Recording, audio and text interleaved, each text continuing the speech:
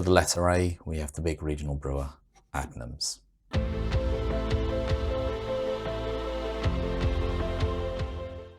Adnams Brewery is based in the town of Southwold. The earliest record of brewing on the current brewery site dates back to 1345. So Johanna de Corby, along with 17 other alewives of Southwold, were charged by the court for selling ale in unmarked measures. There are records of her court appearances over the next 20 years for still flouting those same rules.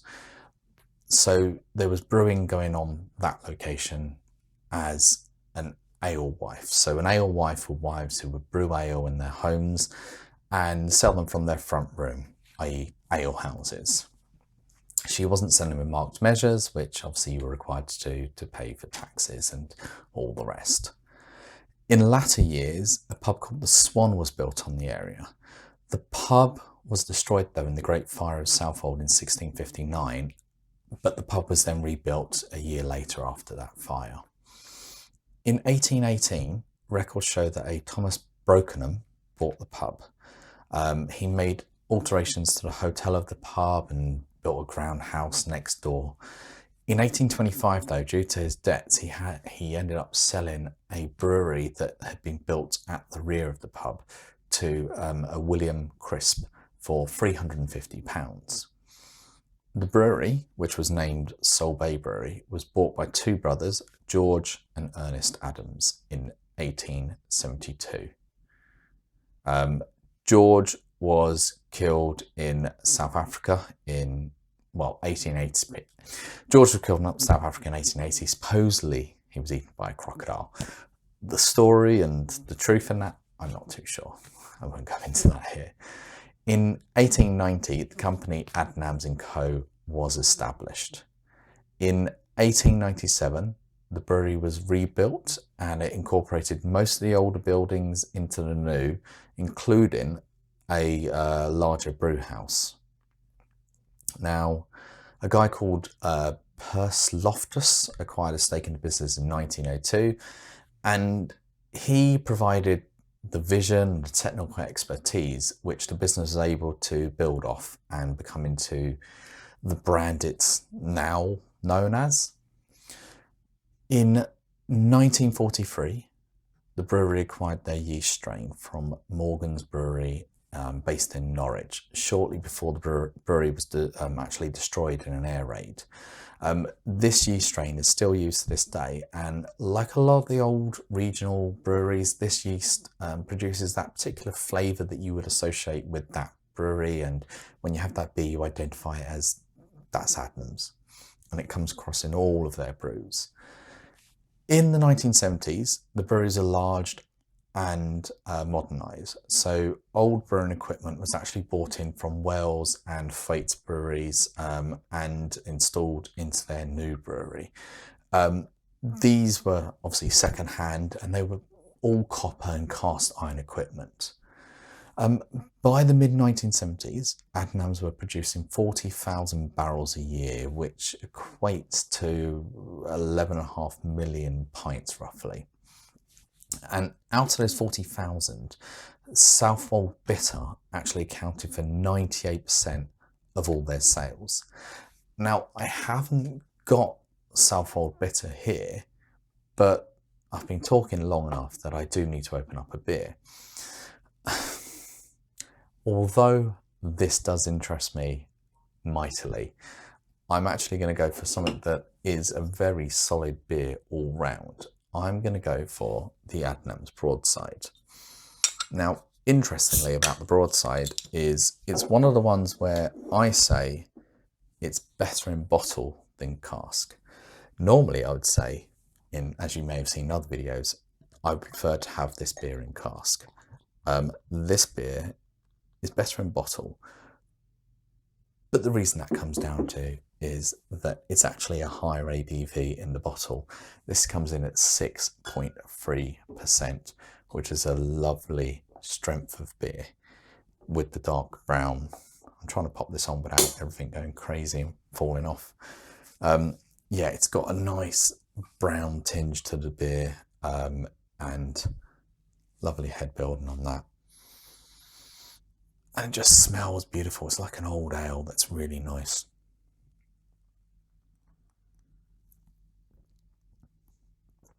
Oh, that is delicious. It's got that caramel. It's got the malt flavours. This isn't a hoplet beer. This is a malty beer, but that is beautiful.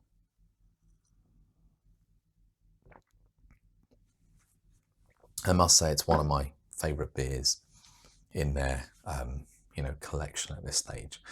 I've had a lot of their beers in bottles and also in cask, because there's a pub near where I used to work that was not Adnams tied, but he would only buy Adnams beer, and he was an independent free house, but it would always be Adnams beer, and he had all the beers on, and that's where I first got tasting all the Adnams stuff. Anyways, back to the brewery. So in 1986, the brewery actually admitted there had been problems with infections in the yeast in the summer of 1983. So 1983, due to the heat, they actually had infection problems with the yeast. And this actually resulted in a permanent change in the taste of some of their beers. So they didn't want to admit it in the first place, but they were called out, and many years later did admit, yes, the beer flavour has changed, and it was due to the temperature and yeast infections back in 83. So Adnams owned their own pubs, quite a few of them, and they were able to push sales of their cask beer through these. And this is in 1986, and they were at this stage considered a big regional brewer, but were known, as I say, for their cask ales. And they maintained this all the way through into the 90s. In 2001, with some new people joining the team, Adnams decided they needed to completely modernise its brewery. The change has actually taken place over 18 years. So it started with 9 250 barrel fermentation vessels being installed in 2001 in the old bottling store across the road from the brew house. By 2007, 10 additional vessels had been installed, bringing the current total to where they are stand at the moment as 19. At this stage, they were able to brew around 86,000 barrels, which is 24.5 million pints a year. In 2007, a new brew house was installed. So the old and new equipment were used together for a short period to ensure the beer taste matched between the different brewing equipments. But now they use a state-of-the-art system that is computer controlled. So this allows them, if they wish, to start brewing before anyone has even arrived at the brewery. The new system can output 140 barrels, which is over 40 million pints, and that's a year, not a day. So they would brew 3 brews a day over 16 hours, but this can actually be increased to 53 million pints, 185,000 barrels, due to a second boiler which they installed, which could reduce the brewing time to 3 hours. So 4 hours becomes 3 hours, and with that they can fit in an extra brew each day. I don't know if they operate on that or whether they only do that during busy periods. I'm not sure.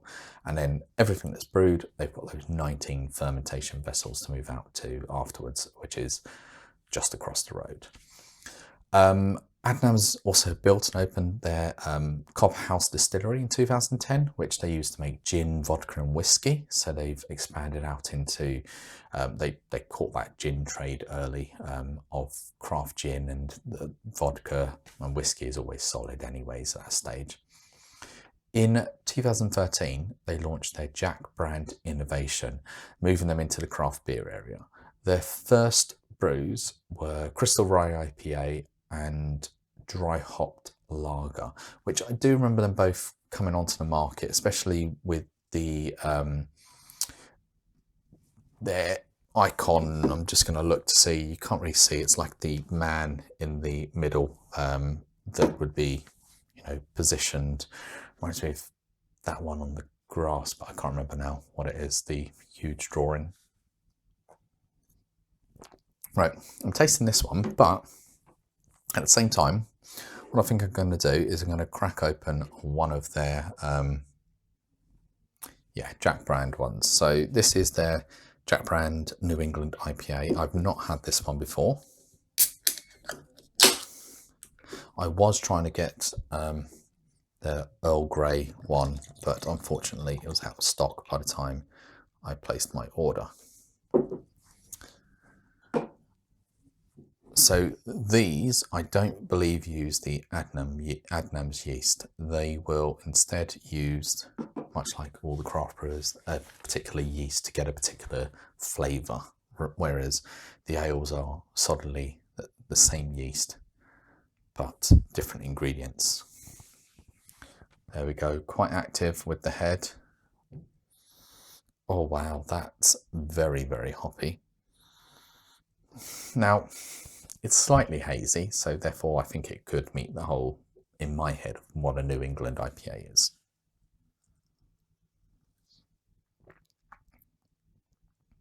Oh, that is lovely as well. That's delicious. Different level of that. This is dark, cold winter's nights. That's beautiful for it. This. Oh, IPAs generally really good in my books. Even better in warmer weather, this, but I'm definitely going to finish this today. I mean, I've opened the can, I'm going to drink it anyways, but that is absolutely delicious. I'm tempted now to open one of their other. I know I've had these up before. I have had the rye. Do you know what? I do have one more glass spare. I'm going to crack open the rye. I just want to see how different the rye IPA is. Yeah, there we go. Much, much darker. Actually, this is quite funny. It would settle right in the middle of the colour palette. Not planned any of this. So you've got your dark ale, you've got the rye, and then you've got the New England IPA. Right, that's going to take a little while to actually settle. So while I'm waiting for that to settle, I will tuck in and have a sip in a moment. Let's just carry on. So we're talking about their renovations and what they introduced. So 2013 was this new Jack Brand Innovation. Well, the first one was Jack Brand Innovation, but Jack Brand is the brand that they use for all the ones underneath it. In 2016, they actually bought new tanks, filters, centrifuges, and an automated kegging line was installed. So prior to this, their brewery was the brewery was only set up for casks. And this finally allowed them to expand into the keg route. Previously, with the keg ones of these, they were relying on outsourcing this to another company to do the job. Whereas now with the kegging line, they could do it in-house. Another first sort of for them was in 2018, they installed what's called a de-alkalization plant. So via reverse osmosis, they're able to filter out the alcohol from the beer that they brewed. They're actually the first in the UK to install this, second in Europe. So the machine that does this can make 75 barrels a day, which is 21,000 pints. So they would use this for their Adnams Ghost Ship 0.5%, which I don't have here because, well, don't really want it at the moment, but there you go. So they brew the beer and then they put it through the machine afterwards, which reduces it down to their low alcohol percentage. And you got to look at then the process of they've got to brew to then unbrew in a sense to then get that lower ABV. So it takes a lot more time. So when you look at some of these alcohol-free beers and you go, oh, why are they costing the same amount or potentially a bit more than actual beer? If they're using de-alcoholization, oh geez, I'm terrible with that, de-alcoholization process, then it's actually another machine that's running to do that. And they can run that machine 24 hours a day. So that amount of 21,000 pints is if they run it for 24 hours solid. So Adnams itself export beer to the likes of France, Scandinavia, Australia, USA, and China, and there's more locations, but that's just a few to name them. They've also been quite involved in collaboration brews with breweries in the UK and from the US. So they've done brews with breweries such as Beavertown, Marble, Firestone Walker, and Six Point. Most of these brews have actually been for Wetherspoon's guest ales. So Wetherspoon's originally got them started in it and set them up with another brewery to do something, and it's just sort of led from there. In 2006, Adnams owned about 75 pubs, but they began a sell-off process, and they're now at the process where they actually own only 44 pubs right now. The rest, the estate, have been sold off, not to be turned into accommodation or housing or knocked down, but sold off to other people that will run it as a viable pub. It's just they don't see it as fitting into their category anymore. I have not looked into the ones that have closed to confirm if that is the case or if that's just marketing BS that they put out. So that sort of brings us up to date with Adnams. It's a long history, but that's just a short cut through of what they do. What I'm just going to run through is some of their beers that they actually sell. So we have Adnams Explorer, which is a 4.3% golden ale, which was actually introduced as a summer seasonal in 2004, but became a regular in Feb 2006. Broadside here, which in cask, so in a bottle it's 6.3, so in cask I think it's about 4.7, but I said much prefer the bottle version. Miles better. It's, if the cask version was 5.7, this was 6.3, then I reckon they'll be somewhat the same beer and you might prefer cask, but when you have that big a difference in percentage, it just doesn't make sense. So we have Ghost Ship, which is their 4.5% pale ale, which was actually introduced as a Halloween beer in 2010 before it became all year round in 2012 and has become one of their bigger selling beers. Talking of Ghost Ship, as I said before, they have Ghost Ship Alcohol Free, which was launched in 2018. And then I don't have it here, but they've got Soul Star, which is a 0.9% ABV low alcohol beer. They changed the recipe in 2017. Prior to 2017, it was 2.7%, but they seem to have brought the ABV down lower at that stage. And then we've also got their Southwold Bitter, which is was their biggest selling beer, a 3.7% bitter, but isn't anymore. And then alongside this, we have their 3.4% Pale Ale Lighthouse.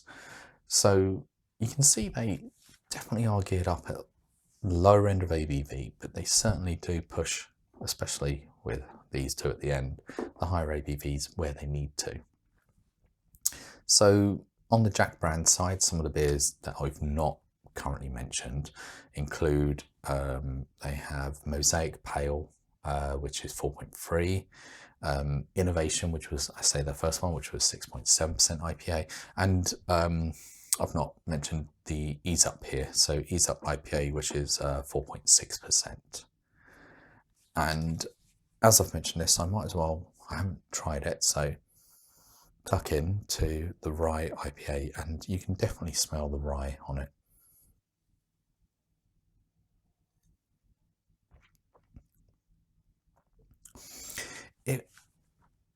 I remember drinking this on a keg now. It's very dry. It leaves the tongue very dry after. You get the flavour coming, and then you just find your tongue being dried out after. It's okay probably in a 330ml, but when I've had it as a pint in a pub, no, it becomes towards the end of, someone goes, oh, do you want another? And you go, not of that one. But this is completely different because of the fruitiness of it. Actually creates the juices in the mouth, and That's a nice palate refresher after that one. But yeah, it's something to try, but it's not a session beer at all. I would not drink that all night long. Right, so we've gone through the brewery history, we've gone through the brewery beers. It's all that's left at the moment now is the awards. So Adnams themselves have won many awards. So even in the 50s, they were winning international and national awards at that stage. So I'm just going to focus on some of the more recent ones that are either high profile or just important for some of the new beers that they've launched. So one of the biggest ones was in 1993, Adnams Extra, which was a 4.3% extra special bitter ESB, won Champion Beer of Britain by Camera. This isn't produced anymore. They did do a special production of it back in, I think for Wetherspoons in 2017, I believe. I haven't ever had it nor seen it. They have Old Ale, which is based off a recipe which dates back to 1890, which they tend to brew yearly. That was crowned Champion Beer of East Anglia in 2013. In 2017, Ghost Ship won gold at the World Beer Awards in the pale beer category. 2 years later, its little brother, Ghost Ship 0.5%, won gold at the World Beer Awards in the low alcohol category. And then just to sum up, so Jack Brand Earl Grey, which I mentioned earlier that I couldn't get hold of, that was awarded the top experimental beer in UK at that same award as the 0.5%. I don't know how big a award that is in the sense of you're narrowing it down to experimental in UK, but there you go. It was one I was interested in getting because I do like Earl Grey tea, and in the lager I think it might have gone well. But there we go.